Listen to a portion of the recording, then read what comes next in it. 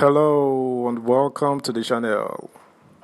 The Independent National Electoral Commission INEC has been called out yet again for being unfair and not giving Nigerians leaders of their choice. Former Minister of Information Professor Gana made the call as he spoke with newsmen. Presidential candidates of Labour Party and the People's Democratic Party, in persons of Peter Obi and Atiku Abubakar respectively, has already taken the electoral body and INEC declared winner Bola Ahmed Tinubu to court for electoral malpractices. Subscribe, like, share, and comment. Thank you. INEC unfair during 2023 elections. Didn't give us leaders of our choice. Gana. Professor Gana, former Minister of Information and National Orientation, believes INEC was unfair to Nigerians during the 2023 general elections. Gana gave his opinion on the election when he spoke with the news agency of Nigeria NAN in Mina on Nigeria's democracy, the journey so far. The former minister blamed INEC for the current electoral challenges where many election results were being challenged in the courts for alleged electoral manipulations. He said, recently, INEC has not been fair to Nigerians in conducting national elections. Therefore, we have a long way to go in our democracy if we allow this ugly development to continue. It is true that we have introduced a lot of modern technology to improve our electoral system, but these technologies are not being respected today by INEC. To me, it is a major disappointment that INEC was not fair enough to give us the leaders of our choice, Gana stated. He, however, expressed optimism that the country would perfect its democracy soon. After going through the current democratic process, it is my hope that the next one will be better, Gana added. Gana, who also spoke on the June 12 presidential election, stated that the annulment was a tragic mistake.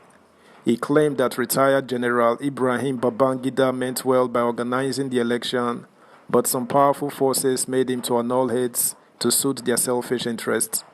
Similarly, Professor Mohammed Kuta Yahaya, a former secretary to Niger government, described June 12, 1993 presidential election as a moment of political history when Nigerians expressed satisfaction for democracy because they were tired of continuous military dictatorship.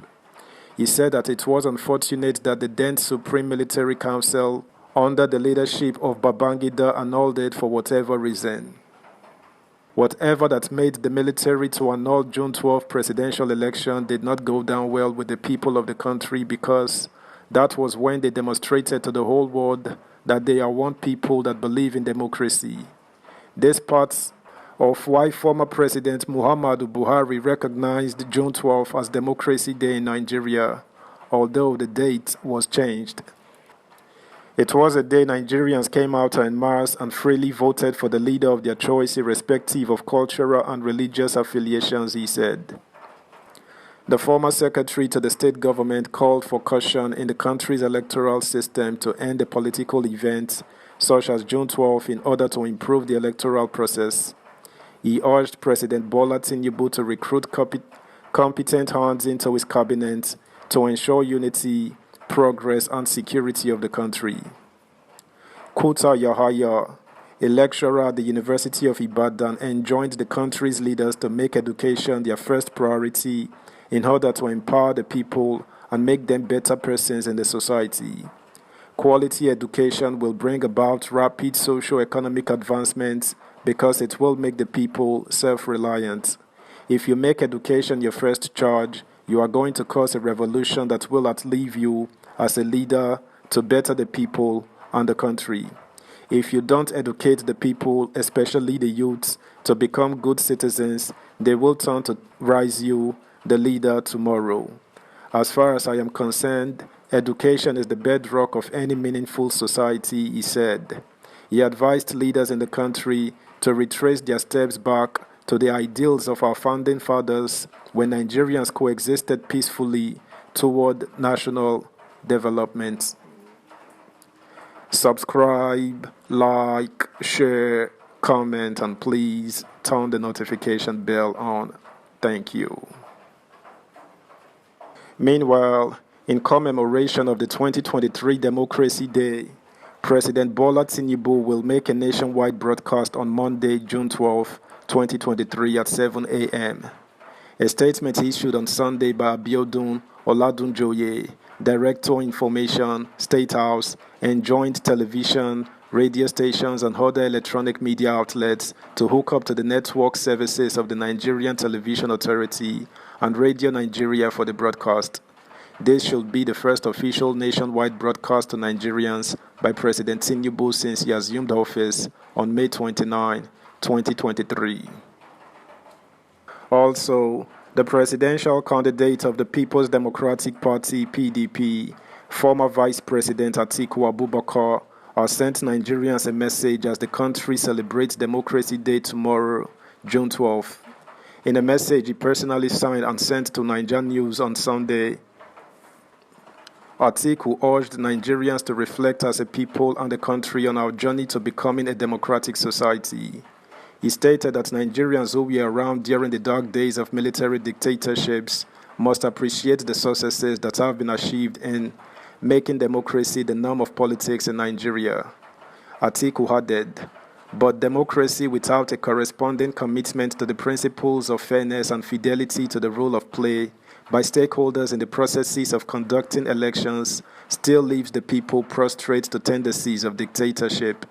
For our democracy to be fully fledged, it must constantly evolve away from the current practice where the governing elite determines the outcome of elections.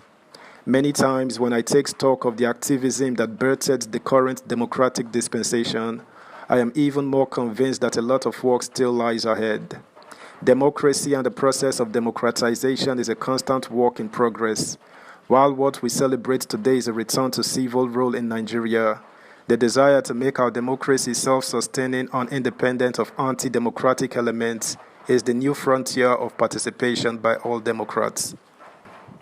As it requires collective energy and commitment to attain civil rule, it will require a concomitant commitment to advance the cause of democracy and our democratization process. The challenge ahead of us and the future of our democracy will rely heavily on what we do or fail to do today. To achieve this noble goal, our commitment to the cause of democracy must be eternal. Folks on the other side, enemies of democracy whom we are up against, are not resting. To defeat them, we must do more.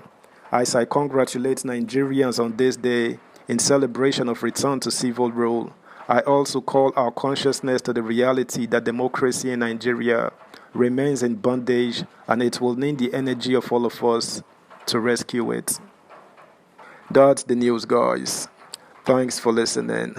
Until next time, bye.